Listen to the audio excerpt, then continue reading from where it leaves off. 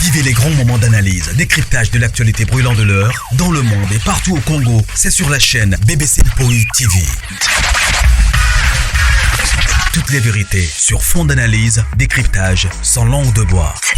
Sur BBC Mpoi TV, on passe au peigne fin, l'actualité brûlant de l'heure. Nous sommes fiers d'être Congolais, nous sommes fiers d'être Africains. Construisons ensemble une bonne société pour nous et pour nos enfants. Tous à la fière, Yakozala Congolais, tous à la fière, Yakozala Africain, tous à la na Bomoko, poto tonga mboka, pona biso, na banda na biso. Voilà, salut, bonjour, bonsoir la grande famille, bonsoir, bonjour. J'espère que non, vous allez bien, par la grâce de Dieu, n'alba toujours que non. La grâce de notre Dieu nous suffit. Voilà. Kota aimé partager, ceux qui ont liboso s'abonner et ça vraiment bien. Famille Libota, shalom, shalom, shalom. Voilà, quand on a eu bino, pour supporter mon gongo, na moni bandipe ko zonga. Voilà, tellement toza soukir. Alors, malembe, ngongo ezozonga. Voilà. Kota aimé partager, bande bomoni titre, bomoni pe photo ya miniature na biso. Bandeko na ye tosala analyse moko ya batu oyo ba réfléchissaka ya batu oyo bazana motema ya mao ya batu oyo bazana compassion na kati ya mitema na bango. Vraiment bandeko je crois bomoni photo ya miniature na biso to wana. Bomoni photo ya miniature na nga na tie bandeko. Je crois bomoni bandeko na biso, je sais pas si na benga bango ba youtubeur, si na benga ba youtubeur, je sais pas si ba influenceur, si ba influenceuse, bino moko bozwango ka de bozwi wana. Bomoni pe pasteur Denis si bomoni pe mama Lydia azawana. Voilà. Likambo eza nini bandeko na soni avant na banda ma mes condoléances na bisusu na pasteur Marcelo na ministère na ye na bana na ye ya molimo na famille na ye et na bandeko nyonso oyo bazo compatir na pasteur Marcelo ba mes condoléances. Voilà bandeko toye po toloba masolo eza tomoni pasteur Denis Lesi soki prophète Denis Lesi abimi prophète Denis Lesi asa tumbi mboka atumbi oyo balobaka atumbi mboka. Maintenant moi je me demande, est-ce que façon au prophète Denis Lesi abimi azoloba sur liwa ya mama Blanche oyo azali moi azalaki mwasi ya pasteur Marcelo, est-ce que c'était le moment ou encore c'est le moment ya ye kobima kosala ba sortie médiatique ya kolobela babiloko azoloba wana ndeko nanu bakundi te mama na biso mama Blanche nanu bakundi ye te. Vraiment bandeko totiena entre parenthèses toke na mama Congo bandeko. Est-ce que vous savez que non pasteur Marcelo aza pasteur moko bandeko? Je crois na loba toujours pasteur azala na mabe na ye, pasteur azala na bolamu na ye. Ngai ko juger ba pasteur na nga ko juger bango te parce que alliance basala na nzambe nga na yo toyebi te o. Nga so pasteur azoteya o ya bien na kozwa ya mabe na kozwa te. Les principes nanga. Les principes nanga. Bandeko. Vous savez que nos pasteur Marcelo, il est connu donc le aza connu dans ba pays Afrique belé parce que les cas na bamboka belé Afrique. Oh lelo toujours bazo la mama Blanche. Bazo compatir na pasteur Marcelo. Mais à notre grande surprise, ba pays yango ya Afrique. Oyo pasteur Marcelo anyata makola kenda koteya. Bakomi lelo bazo sala ba analyse, bazo sala ba sortie médiatique. Il y a regret ya communauté congolaise. Ba pays mususu ba pays voisin, ba pays Afrique. Place union sur pasteur Marcelo anyata. Na ba pays au pasteur Marcelo anyata te, mais pasteur Marcelo azala kamu pasteur oyo balanda ka epe mini sur les réseaux sociaux. Bandeko laissez-moi vous informer que non ba pays belé ya libanda et le beli comportement ya Congolais na liwa ya mama Blanche. Bande kosoki tokoloba tolobela sur la personne de Maman Blanche. Moi, je connais pas la maman. Naka nde nalandaka sur les réseaux sociaux. Mais au tala keno, c'était une femme ya mutema munene. C'était une femme où on a beaucoup de douceur. C'était une femme na okelo bakeno azali na ba qualité na yé moko. Oh peut-être na okelo ba isusu na ombaki sebele na bakeno. Abano remplir pe ba critère à moi c'est kozala moi c'est mon salaire nzambe. Est-ce qu'elle mérite tout ça? Est-ce que Azo mérite ba biloko nyonso communauté na yé moko ezo boma ye? Bande vous savez que nous nayo ki son ya komona ba pays ya libanda komi kosalela biso ba congolais ba émission ya koloba non pas jusqu'à ce point. C'est-à-dire que non libanda ne ba pesa ba pasteur Marcelo ba respect ebele, mais vu que moi c'est pasteur Marcelo akufi, communauté congolaise ezofinga, communauté congolaise ezoloba, communauté congolaise ezoloba dit n'importe quoi. Mbala moko bandeko nzambe kaka sunga pasteur Marcelo ya koloba keno ba pays oyo ya libanda oyo ba pays ya Afrique oyo ba pesa ki respect ba bungisa respect wana te via comportement ya biso ba congolais sur les réseaux sociaux et ça sonne. Natie photo Maman Lydia lobi non bandeko qu'on attend même ma enterrer à ta maman. Il faut savoir que non, la dame a tiki mobile, o mobile na minicho, aza épuisé. A tiki bana, o na minicho bana, baza épuisé. A tiki ministère, o yo, batu nyonso baza épuisé sur le wanaï. Comment se fait-il que nos Congolais nous zanga mitema, nous doit koufi?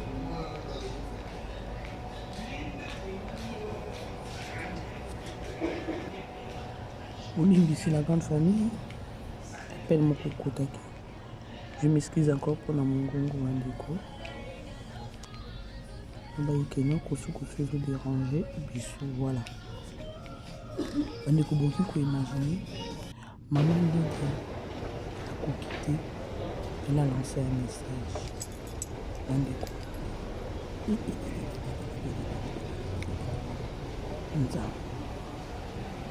Congo. Dès que moi, je suis je vais la question de changer national. Tout pour changer nationalité. Ok, je vais à la Congo. Il y a beaucoup de choses qui ont passé. Il y a un prophète de l'Église. Est-ce qu'il fallait vraiment pasteur de l'Église abima na moment où pourquoi pas Azelaka peut-être attaquer nous bakundi à ta maman Nathalie na TikTok c'est chaud Otali le pays Afrique comme ça la biso ba analyse na comportement ezalate bandeko ezalate tout le monde a pasteur Marcelo Lokola. Donc je peux dire à moindre été ceux qui te côté dit pasteur na Congo, je ne pense pas que nous pasteur Marcelo comme ça. Pourquoi Arbo Makamo Sinaï Maman Blanche ezalaka bibliel. D'ailleurs bandeko lobi babeka nga ba epsinga keno kaka mingi toujours na biso ba information bandeko naloba toujours que non nga na yaka ko salir bato te soki bapesi nga news nakoya na pesi news et je vais vous dire que non il reste à vérifier bayebisaki biso bibliel baye soki koloba ke non eza soki kyste ovarien ekomi lisusu ke non soki maladi nini yango bayebisi nga soki maladi moko boye eza na kingo boye kombo nango échappe nga ekendaka neti na bagoitre bongo esilisaka makila trop. Alors mutu mpe ayebisi ngai bikeno mama blanche mpe soki ozalaki omona mama blanche boye de vie omona keno azalaki naye azali na problème moko ya perte ya sang, c'est-à-dire keno asouffrir na maladi na mingi mpe trop na kingo bonde bonga na yoki parce que toyebaki keno baversion ekobima ebele, mais je suis pas là mpona koya koloba keno akufaki na oyo, mais notre maman elle nous a déjà quitté atiki biso. Problème eza elle doit du respect. Maman n'a pas besoin de respect. Maman n'a tout ce qu'elle a comme monaï na réseaux sociaux na toujours batté. Maman n'a pas maman moko oya kambi bato. Maman n'a pas maman moko oya alaksipe bato chemin de la vérité. Maman n'a pas maman moko oya a gagné pe âme ya bato. Congolais toujours jugé mabe. Congolais toujours condamné mabe. Tobosani ke non mokolo jugement eza nzambe, mokolo condamnation eza nzambe. Nalandi ndeko moko alobi bandeko soki ekomeli yo te vanda kimia compatir na bato, mais oyo tozomona ya mais non ata soki ekomela yo bozanga mitema boye pwani ande comme ça balobi bino mama Congo merveille soki na juju soki na nani bino bato bozo finga liwa mama blanche bokufela te bomemango mpe na réseaux sociaux te parce que bakoya korapele bino, on viendra vous rappeler mama Congo kufela moto oyo aza proche mama na makomemango na réseaux sociaux te silama soki okufeli proche po soki okufela proche omemi yango sur les réseaux sociaux dis-toi ntango yo kovanda na so ozolela ezala ero mpe bato bakompelisa balife bazoseka bazoseleke na ye, c'est-à-dire que libanga lizwi tshako koseka te. Mais Congolais, vous avez un problème sérieux. Ngai côté pasteur ya prophète Denis Lesi. Prophète Denis Lesi a commis au banc ça va tout sur les réseaux sociaux. Awa. Problème dans les actes non, soit disant prophète. Sagesse exacte ya ko barata ke non. Na mini choyo ezalaka mabeza. Batu bazana no na douleur ya ko ba ke non ba perdre être moko cher. Beaucoup de la tête que nous avons condamné à Koloba, soit-disant un serviteur de Dieu, dans le but dans la habité pardon. La grande famille, pays Afrique, Pasteur Marcelo, Agnata, pays Afrique est belé. Bazana batanga, bazolé la maman blanche. Mais batala, pays yango ya Pasteur Marcelo, bazo pendre. Bazo finga, bazo loba di n'importe quoi. Elekeli mokili. Elekeli ba voisin, elekeli ba pays mosusu africain. Bandeko, c'est grave avec la communauté congolaise. Jusqu'à ce point, toujours sans ta sagesse, ta intelligence à Koloba Kendo.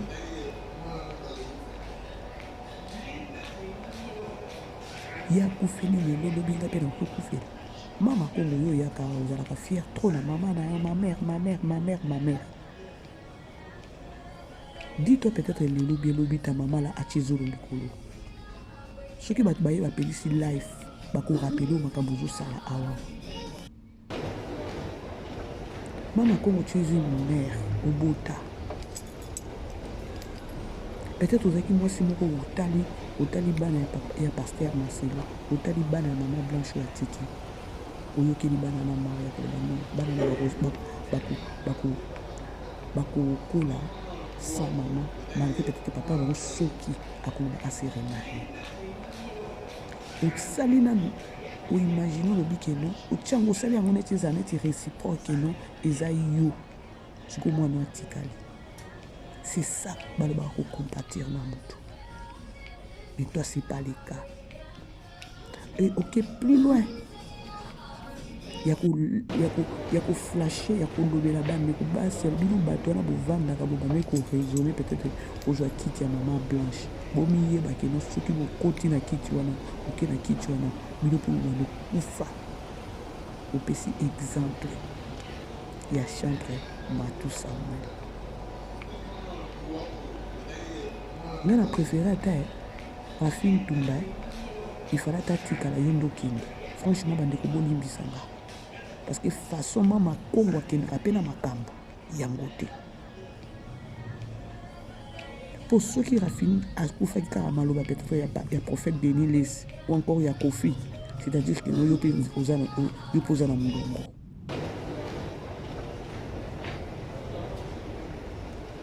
Parce que moto oki ozala méchante jusqu'à ce point te moto oki ozanga motema jusqu'à ce point te yango wana nazomituna mama Kongo basala yo nini na vie mpo ozala na motema mabe boye parce que moto aza na motema mabe eza peut-être basala eloko ya mabe donc dès le bas âge dès le bas âge oyo basala eloko moko ya mabe eke ozwa basocial weka te baencadre yo okola otikala na motema na ya rankine ya moko na mitunaka na bamama Kongo peut-être azwa ko moko basala eloko moko na vie atikala na barankine moko boye nayebi te parce que ngai tanki mère namoni mama blanche akufi atiki bana natali na bébé na ye ana suka oyo pasteur Marcelo amemaki ya garçon mwana na okoza kala na 54 ans natali na mwana wana nabi oh mon Dieu motema ya kibomama sikoyo mama Kongo yo ozangi ata motema na kibomama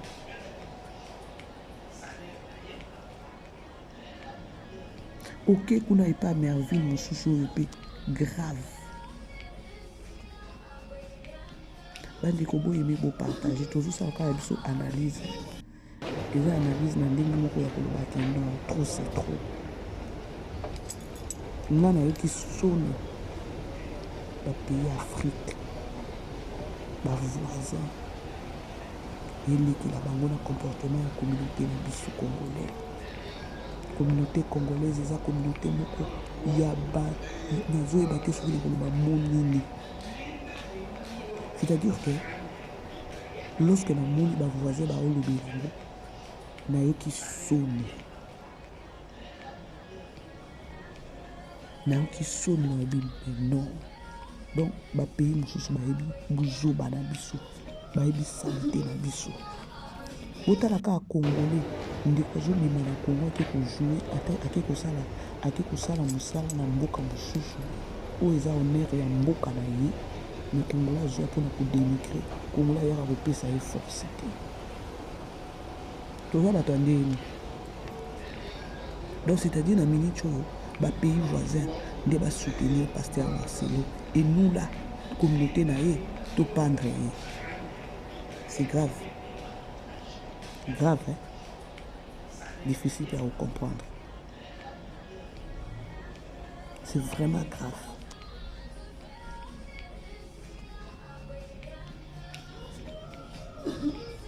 Donc pasteur Marcelo sur 100% il est vraiment fort soutenu dans le pays Afrique mosusu ke mboka na ye moko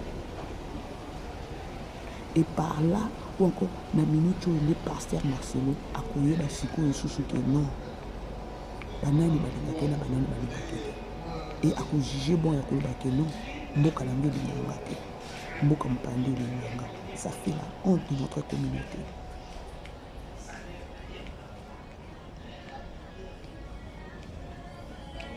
sikoyo nga nazomituna buzoba oyo ya congolais kosila jusqu'à quand?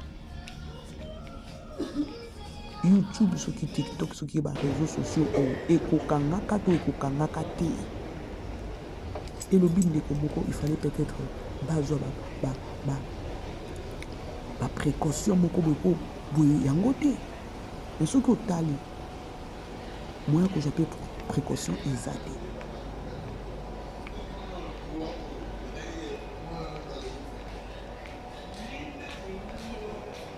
Maman Lydia c'est une servante de Dieu aussi.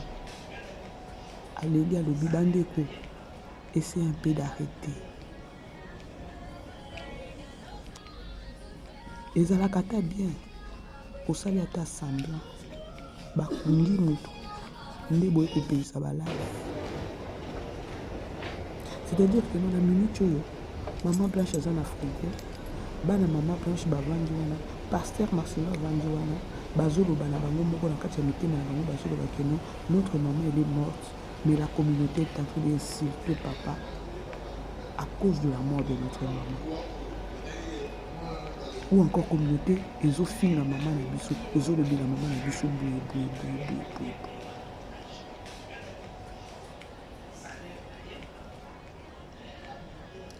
La grande famille, vous aimez vous partager, vous aimez vous partager. Nous essayons de manager mon gongo nanga, essayer de manager, mais ça va maintenant par rapport à les 3 jours où l'équipement amélioration évolution plutôt évolution il y a bien, voilà. Vous aimez vous partager vraiment. nayebi te bandeko soki nazoloba mabe boyebisanga keno mama BBC olobi mabe bandeko ça fait la honte bokende botala parce que biso totambolaka na bachaine tokoki na bachaine tolukaka banews ekoya komona boye bapays ya afrique eza dessus na communauté congolaise mpona liwa pasteur mpona liwa mwasi ya pasteur Marcelo oyo eza mama Blanche. bandeko toki epai na tozonga soki tolobi soki totonga bien toloba na vérité vraiment soki pasteur Marcelo aza moto ya basecte aza moto ya bakisi aza moto ya banini sikoyo yanga na ye eza nini parce que jugement eza ya biso te kozala ya ye moko condamnation lifeli kozala ya ye moko nda kokende straight lifeli sikoyo ya biso nini toyoka motema pasi tokende na analyse na ndenge wana soki pasteur Marcelo aza féticheur pasteur Marcelo a signé pacte pasteur Marcelo tout ce que bozoloba wana yanga na yo eza nini parce que moto akosibir ou encore moto akofuta lisumu na ye ezaka ye moko na lifelo ntango bando tumama moto kuna biso tokozala te siko pourquoi biso tozosouffrir ya koya koinsulte ye omona place oyo niveau na biso ezalaka na se makasi bandeko bomoni ndenge eza bo mutu na mutu ata yo mama oboti bomoni ata pasteur Marcelo ndenge mwasi na kufi ya tikala kuna mama Blanche ake soki mama Blanche ake na lifelo soki ake mpe na royaume des cieux eyebi ka nzambe eyebi biso te. Le royaume des cieux eza ya bato oyo babangaka nzambe bino peut-être boya kofinga pasteur Marcelo bandeko ere moko ezaka conseil nayebisa bino ka vérité botika kojuge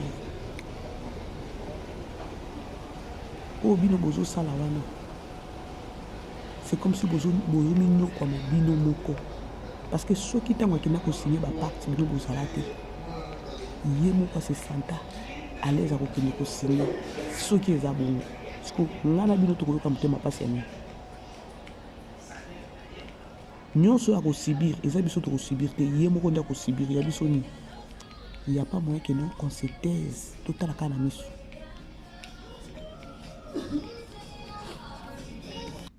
bandeko ça fait la honte lorsque pays mosusu oyo ezocompatir na pasteur Marcelo ekomi kokondane communauté ya mboka o pasteur Marcelo avandaka via comportement na biso oyo akufi aza moindre te c'est une maman, c'est une mère.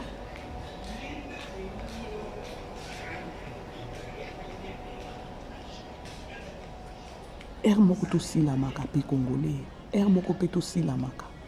Nga na lobaka na nga. Soko tani ba tête oyo bazofinga pasteur, moi c'est pasteur Marcelo encore pasteur Marcelo. Vous avez déjà na ba visibilité. Vous avez vraiment na ba visibilité. Mais il fallait que la communauté ait la visibilité, na bino bosunga ta un plus na la visibilité na bino. dommage kaka na bato oyo bayaka kotala bino baomatisa bavie epana baomatisa bavie na mafinga oyo bino bozofinga. Ngai soki déjà naza na nombre ya visibilité moko esi emati, je vais me dire que non Seigneur pesanga sagesse et intelligence nasunga monde ozolandanga et non pas na lisusu kodétruire yango. Parfois esalanga mpasi na otala boye Seigneur ngai oyo nakomi ata na visibilité ya bato oyo baofinga te, ngai soki nakomi na niveau ya visibilité oyo naosenga sagesse na intelligence makasi lisusu emata mpo nayeba kosunga bato oyo baolandanga et non pas nasunga bato oyo baolandanga na bainsulte na babiloko moko oyo ezodétruire donc epesa bango kutu même pas kino na bino bato bolandaka biso franchement.